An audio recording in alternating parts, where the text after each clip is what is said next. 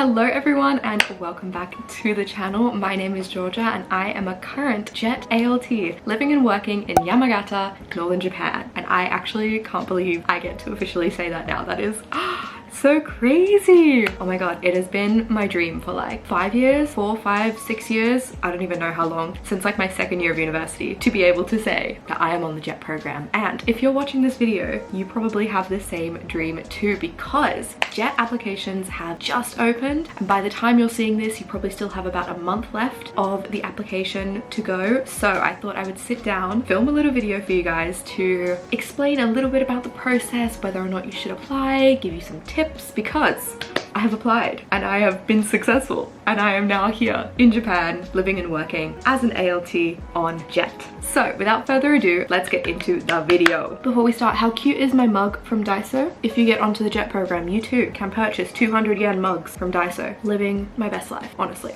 So a little introduction about me. I applied from the UK, even though I sound very Australian. I am a dual citizen. I was born in the UK. So I applied for JET last year when I was living back in the UK for like 7 or 8 months with my sister. It just worked out better that way. I was going to be in the UK for the application period, for the interview period. So it was much easier to apply from the UK rather than Australia, because I wouldn't have been in Australia for the interviews. So just made more sense that way, and hey, it worked, so made the right choice. I have been on JET for about 2 months now, just going on 2 months. I think it'll be, yeah, just shy a few days of 2 months when this video is posted. Yeah, and I'm honestly loving it so far. I was so hopeful to get somewhere in Northern Japan. I put down 2 cities in Northern Japan as my preference. I put down Niigata, a prefecture. I put down Niigata and I put down Sendai, and I was given Yamagata, which is like smack bang in the middle, and I'm honestly so chuffed with my placement. Like, I'm so happy where I am. It's such a cool school. It's such a cool area. I'm next to the beach. I'm near mountains. I'm honestly like blown away. And every day that goes by, I feel like my placement is more and more perfect for me. Like, it's just awesome. I am actually a senior high school teacher, which is something I didn't think would happen. I have no previous teaching experience, and like the little teaching experience I have when I lived in Tokyo previously a couple years ago, I worked at an after school weekend English school, and it was mainly for like children, like 4 or 5 year olds. So my classes were like 3-year-olds, 2-year-olds, and I think my oldest student was like 7. So to get a senior high school with no prior teaching experience was a little bit wild, but I'm having a lot of fun. So that kind of brings me into the first point I wanted to cover today, which is, are you sure you want to apply? So I know that sounds funny given that I've just said it's fantastic, come please join, but I think you need to know that there is a difference between coming to Japan on holiday and coming here to live and work. If you are coming here to live and work, you need to be able to adjust to living and working in Japan. So that means you need to get rid of this idea that you are always going to be traveling, that you're going to be able to do all these really cool things. Don't get me wrong, you will be able to do them, but for 40 hours a week, you're going to be at school. So you need to be okay with the fact that you're only really going to have your weekends, public holidays, and the time off that you are allowed to take. Normally that's about 20 paid vacation days per year. Plus, I found out after I arrived, you get 6 days you can take off during July, August, September, like summer leave. So you actually get like 26 days, but 6 of those days have to happen during summer, and normally they're taken around Obon because most schools just like close. So you take that time off around then. So I arrived in Japan in August, early August, and pretty much immediately they're like, oh, you have 6 days off. So that was pretty cool. So yeah, you need to know that you are going to be a regular worker here in Japan. You are not employed by JET. That's a common misconception, I think. JET organizes everything, but you are an employee of whichever local government, prefecture, city employs you. You are a city employee. You are a government employee, basically. So you need to understand that you have responsibilities here, and teachers are relying on you a little bit to show up and do the work. You can't just keep taking days off to go traveling. It kind of defeats the purpose of living and working in Japan. So you've got to understand that if you're coming here to work, you're expected to work. If you're coming here to just travel and go on holiday, maybe just save up and come here for a big holiday. So that brings me on to my second point, which is, are you okay working with kids? Because let's face it, that is the job. You need to be able to hang out with kids. Like I said, 40 hours a week, and you are not guaranteed on where you teach. Like I said, I have no previous teaching experience and I'm in a senior high school. You could be anywhere from elementary school, junior high, senior high school, anywhere from like 5 years old to 17 years old. Plus, if you're in a more rural area, you might even be asked to help out at nursery, like preschool, so with like babies, or even do some teaching of adults as well. So literally there is a spectrum spectrum of where you are teaching, and there is no guarantee of what you're gonna get. For example, I met some people at orientation who are primary school teachers in the UK and they've been given senior high. Vice versa, high school teachers have been given primary school. So there really is no guarantee of what age level you are going to teach. And you've just got, are you gonna be okay teaching kids? Are you gonna be okay talking to kids, hanging out with kids, marking their work over and over again for 40 hours a week? You've got to really think on that, because that's the job. Another thing to think about is, are you going to be happy if you're placed in the middle of nowhere? Literally in the middle of nowhere. There is this teeny tiny little island that is technically in Tokyo where you can get placed. So that was completely fine. For me personally, I was more excited to go somewhere a little bit more rural. Like I said, I put down 2 northern Japan regions, plus Gifu was actually my first preference because it's like middle of Japan, and Shirakawa is like one of my dream destinations to visit in Japan. So I put down those preferences and I got Tohoku, North Japan, which I'm so excited about. I've never been here before, and now I live here and it's so exciting. So you've really got to be happy going anywhere. If your only goal is to live and work in Tokyo, or even like Osaka, Kyoto to like a lesser degree, if you really are desperate to only go to one place, specifically in Japan, and you are not happy anywhere else, I would probably say don't apply for JET, because you have no guarantee. So before you even find out your placement, you need to submit criminal checks. So that is for every country you've lived in. So if you're like me, I had to submit one from Australia and the UK because I've lived in both countries. So I think my Aussie one cost $50. I think my UK criminal check cost me £99, even though I've never lived in the UK as an adult aside from the 6 months I was there last year. You also need to get your medical checks. And if you're doing this in the UK, I saw people saying it was costing them like £400, like $800, which is ridiculous. Mine did cost me a couple $100s. I had to go to the doctors a few times, and nothing is bulk billed in Australia anymore, so it was like $80, $90 every time I just went to get results. Plus you have to get an x-ray of your chest to make sure you've got no tuberculosis. You have to get an eye check, hearing check, and a blood test, like just the glucose sugar level check. You also have to pee in a cup, urine check. I was lucky my nurse at my doctor's did all of that for me. She did my eye test, my hearing test, that was okay. But yeah, depending on where you go, it can cost a couple £100, couple $100, and you have to do all of that before you even find out where you're going. So yeah, you don't even find out where you're going until like a few weeks before you leave. So if your goal is to only work in Tokyo, to only work in Kyoto, Osaka, I would suggest applying for a program that lets you apply for a location specifically, like hiring for Tokyo ALTs, hiring for Kyoto ALTs, and I think you can go in and specifically choose your area. The other way I would suggest is language school, which is what I actually did the first time I moved to Tokyo. So apply for a language school, study there however long you want, 3, 6 months, 9 months, a year. After that, transfer onto a working visa, because there are so many teaching jobs, English teaching jobs specifically, that only hire if you're already in Japan. So they are looking for someone in Japan specifically.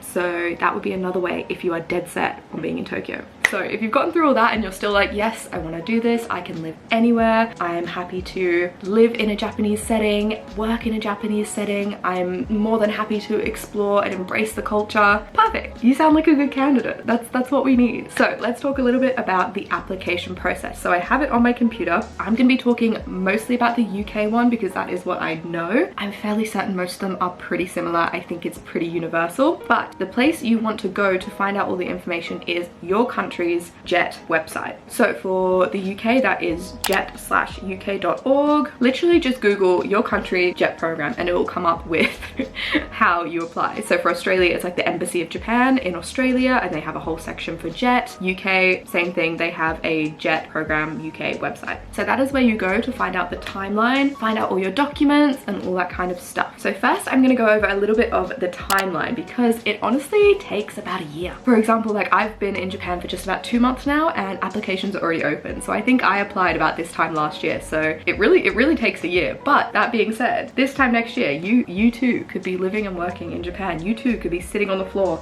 of your tatami room in your cute little Japanese apartment working and living in Japan. So that's pretty cool. So the timeline. So applications open around the end of September. They should definitely be open by the time you're watching this video if you're watching it around when I upload it. Deadline is around like early November. So the specific dates will vary depending on countries. For the UK this year, it is the 6th of November 2025. So if you're in the UK, November 6th is when you're looking to have all your stuff in by. So after that, you don't hear anything until like late December. Actually, I'll get my email up and I'll tell you exactly when I found all my documents. Okay, so let's search my email for Jet. I've got my laptop in front of me. Sorry if I'm looking down. Application, when did I apply? So I applied on October 25th. So I was honestly pretty late. When I applied for Jet, it was I was in the mindset of like, if it happens, it happens. If it doesn't, it doesn't, I move on. I was very much just in the mindset of like, let's see what happens, you know? And I would have felt bad if I didn't do it. So I thought, may as well put my application in, see what happens. So I applied a little bit late. So I applied on October 25th and I got my interview email on the 19th of December. So that's actually pretty good. I think we were all kind of waiting before they all went on holiday for Christmas. So hopefully mid-December, you'll get your interview results. In that email, I was told that my interview was on the 27th of January. So you'll probably get an email in December telling you when your interview is going to be. Some consulates might not have the dates of your interview yet, but you'll probably get your results in December, letting you know you've got an interview. Hopefully it'll tell you when your interview is, and then you reply to that email and say, yes, I want the interview, and then you move on from there. So then the next process is going to your interview, which is honestly a whole nother video. So you go into your consulate, have an interview. Normally it'll be in person. I think sometimes it might be over Zoom, but I think nowadays after COVID, it is now in person again. And then it wasn't until 4th of April that I found out that I was actually going on the program. And then it wasn't until the 27th of May that I was given my placement. So let's recap that. So applications open end of September, they close early November. You should find out if your application has been accepted December. If you have an interview in December, interviews are held late January, early February, I'd say. Then you find out the results of your interview April, and then you find out your placement around May. And to be fair, the placement email is normally only the city or the prefecture. You won't find out where your specific school is. I think I got mine in June. So even though I found out on the 28th of May I was coming to Yamagata, I didn't know whereabouts until like a few weeks later. So that is kind of the timeline that you're looking at. And then once you find out in June where you're going, after that you will have probably a pre-departure orientation. So you have to go in, hand in all your documents, your passport to get your visa and all that stuff. And that will be probably about a month before you fly to Japan. So that will be probably end of June, early July sometime. And then you leave in August. There will be 2 departure dates in August, one for group A, one for group B. I was group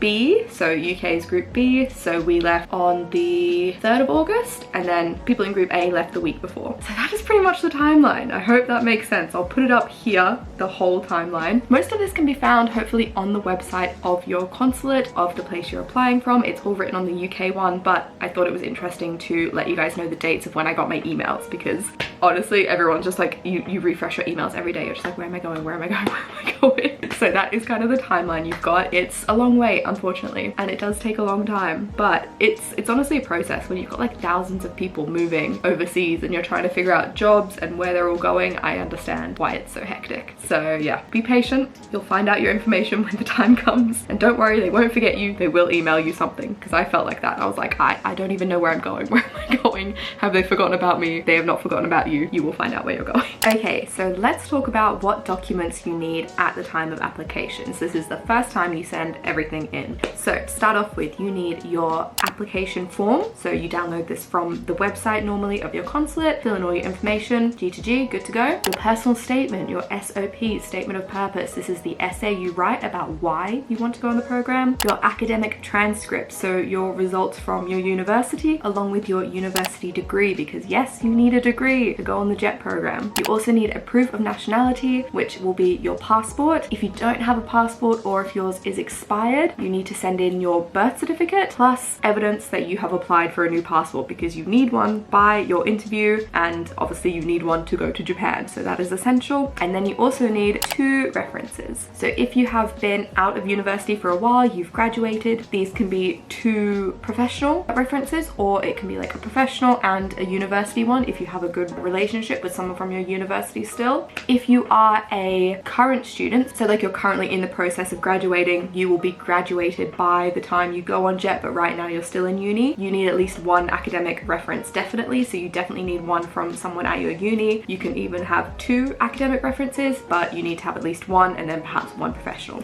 So that is the only difference. Oh, and if you're still in university and obviously you don't have your proof of degree, you can get a letter from your university saying that blah blah blah, your name is expected to graduate on this date, da da da da da. It's like a letter of like expected graduation or something like that. Your university can give it to you, basically saying like, yeah, if you complete all your modules, you will graduate by the date. So that's what you can get. And also I think you can just kind of get your results thus far as well, because you might not have them all completed by the time you apply. So that is for the initial application. Some extra things you can also include if you want, if you've got them, are a JLPT certificate or any kind of Japanese language test that you've taken to prove your Japanese ability. If you have a teaching license, you can send that in as well. And also if you have a TEFL certificate. I did a TEFL a few years ago, so I included that with my application as well. Okay, so these documents you need just after you have been accepted into the program. So say it's like April, congratulations, you're going on the program. They need more forms from you. So first thing you need is your criminal check. So that is from the country you are in, plus an extra one if you've ever lived in any other countries. So I needed one for the UK and Australia because I spent many years in Australia as well. Secondly, you need your certificate of health. So this is your big health check that goes through everything. It checks your eyes, your hearing, like I said, your glucose, like your blood sugars, urinalysis. You need a chest x-ray or like a tuberculosis blood skin test thing. I don't know, that freaked me out. I just got the x-ray, and basically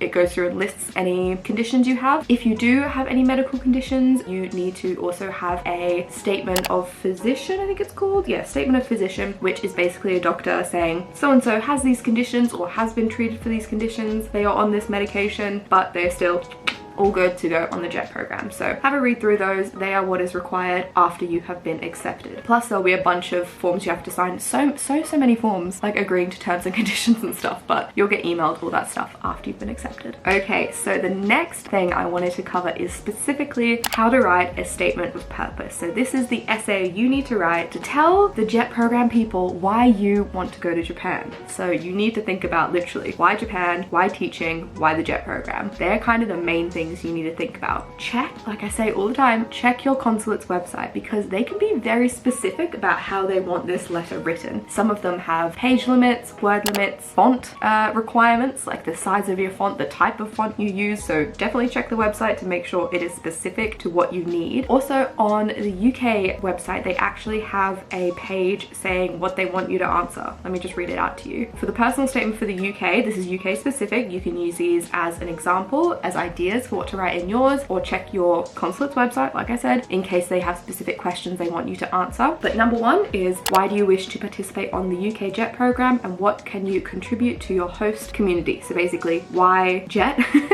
Why JET? What do you want to do when you're here and what good things can you bring? Number two, if you have any experience of living abroad for an extended period, what aspect did you find most difficult or adapt to? Were there any specific problems you had to overcome? So that's like the first option. If that's not applicable to you, you can write, do you consider yourself to be adaptable to new circumstances, new people? What situations have you found yourself in that have required such adaptations? So basically saying if you are able to get thrown in the deep end in the middle of Japan and start teaching, you need to be flexible, you need to be adaptable. So talk about any experience you've had, whether it's overseas, like living somewhere new, doing something like that. I've actually already lived in Tokyo in Japan, so I wrote about that. But if not, you can choose any kind of situation where you had to overcome, adapt, how you did it. How the hell are we supposed to know what improvise, you overcome, you adapt. And definitely make sure you talk about how you overcame it, because you need to prove that you can actually do it. You can't just talk about struggling. You got to kind of talk about what you did to go out of your way to overcome, adapt. For example, in mine, I spoke about that even though I was living in Tokyo, I constantly had to remind myself that I was in fact living in Japan, because I was speaking in English to my friends, I was working an English speaking job, I was volunteering at a organization for English speaking women in Japan, so it's all very English, and every day I was kind of like, oh yeah, I'm in Tokyo. So I wrote about how I went out of my way to have experiences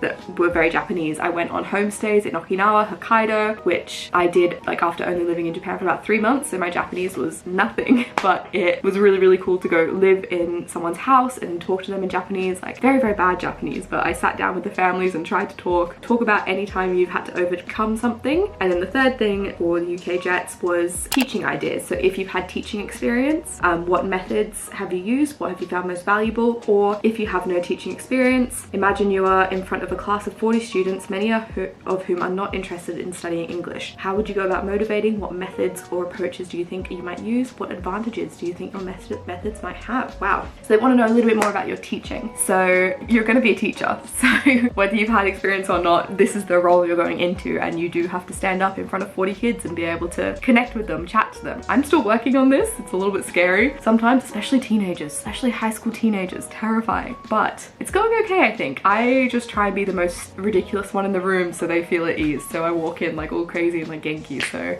how do you do, fellow kids? What? Yeah, that's my approach. But I wrote about when I obviously worked at the after school language school, even though it was only for a few months. I spoke about how games, stickers and stamps and stuff really motivated the kids, even the older kids. And not gonna lie, it motivates the teenagers too. They love it. So I have stickers that I give out in my high school classes as well, and they love it. So that was something I wrote about. So yeah, just talk about how you think you're gonna be able to connect with the kids. I basically just wrote about trying to create a fun environment for them so it's not scary speaking English. So I just try and be really friendly and approachable and kind and like really encouraging. I think that's kind of what you've got to be. You've just got to be someone that's like nice to them and not scary, and yeah, speak in simple English so they feel confident, understand you. So yeah, you've just got to talk about how you're going to do that basically in your SOP, in your statement of purpose. So another thing I will tell you that I did not realize until after I'd already started my job is that your teachers at your school will probably read this statement of purpose. I had no idea that it went beyond JET, but yeah, they can ask for it and they can read it. So many of them came up to me and were like, oh, you did this, and oh, you did that, and oh, you have a TEFL certificate. And I was like, oh, okay. So they get your application so they can read about you. So don't lie, don't make up things, because everyone's gonna find out, and it's so much better to talk about what you are passionate about.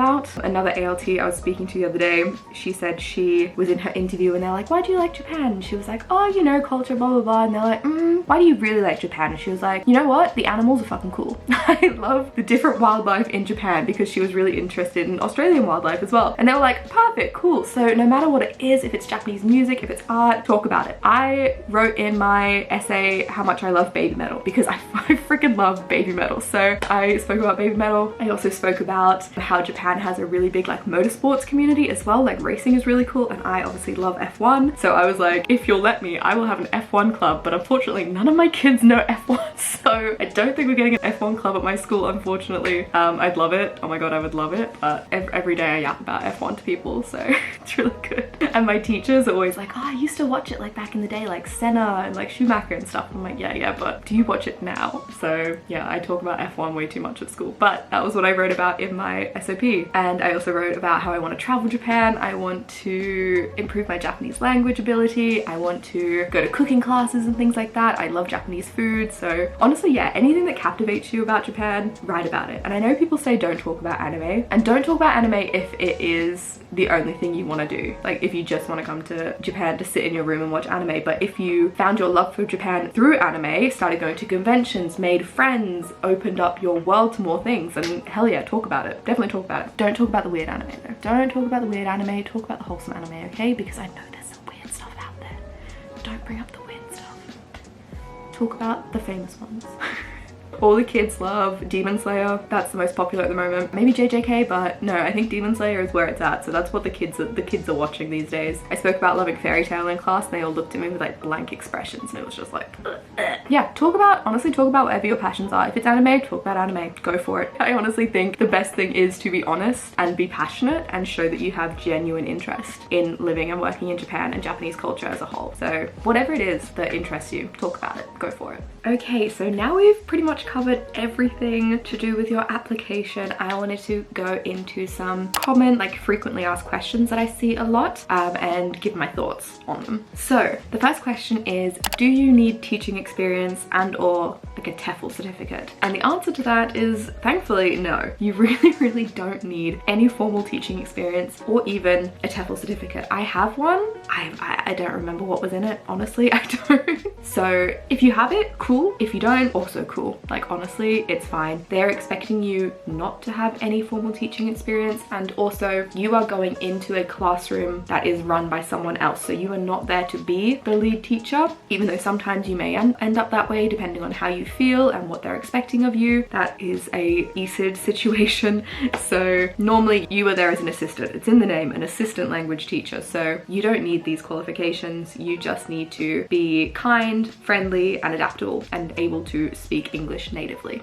That's kind of the only requirement for this whole thing. Number 2 is, do you need to speak any Japanese? The answer to this one is also no. It is not a requirement of the program. Sometimes people say that it's better to speak no Japanese because then the kids are forced to like talk to you in English. But honestly, I think that it can only benefit you to know some Japanese. So while it is not required and it is not an essential to know Japanese, I think it's only going to help you in your everyday life, because you have to live here, you have to go grocery shopping here, you have to pay your bills here, you have to talk to people here. So I think it can only benefit you to know some Japanese, but at the same time, it's not like a requirement. You have to have a set level. I think studying Japanese or showing that you at least have some interest in studying Japanese can only make you a better candidate, because it shows that you have interest in Japan and that you want to kind of become part of the international community here. So in terms of you want to be able to talk to people here in Japan, because that's part of your job as well as a cultural ambassador for your country. You are there to represent your country within the Japanese community. So if you can speak Japanese, you can do that a lot better, because most people, especially in rural Japan, do not speak very much English. Everyone has like a little bit, like maybe 1 or 2 words, but yeah, it's only gonna make you a stronger candidate, I think, if you at least have some interest in learning Japanese. Number 3 is, do you need a driver's license? So again, thankfully, this is not a requirement. You don't need a driver's license, but I have one and I drive to work every day. So I think if you want to go somewhere a bit more rural, you will probably need to drive, because there is one train station here and it is 30 minutes from my house and the trains are not very regular. So it is not a requirement again, and some places might not even let you drive a car. There are some places where you're not allowed to have a car. If you're in a city like Tokyo or something, you probably are not going to be able to get a car, because 1, you don't have the car park space, and 2, you really don't need it. You've got public transport everywhere. But me, rural Japan, I drive. So I've driven for 10 years. I didn't go out of my way to get a driver's license for coming to Japan. You can get your driver's license in Japan if you really want to. It can be quite a long process and it is kind of expensive. So if that's something you maybe want to do before you come over, I think again, it can only really benefit you because it gives you a little bit more freedom. So yeah, while it is not required to have a driver's license, again, I think it is only something that can make you maybe perhaps a stronger candidate. Like if you're honestly happy going anywhere in Japan, I feel like having a driver's license opens you up to way more possibilities, because you can then go to the really rural places. So I feel like it kind of bumps you up a little bit. Whereas if you can't drive, you're limited to the places where like you can either walk to work or get public transport around. Like technically I could walk to work. It is only like a 15-20 minute walk. Technically I could walk to the grocery store. So technically I don't need a car, but for quality of life, I definitely recommend having a driver's license, because it will be it's pretty much essential to quality of life in terms of living in rural Japan, because otherwise I wouldn't be able to go anywhere.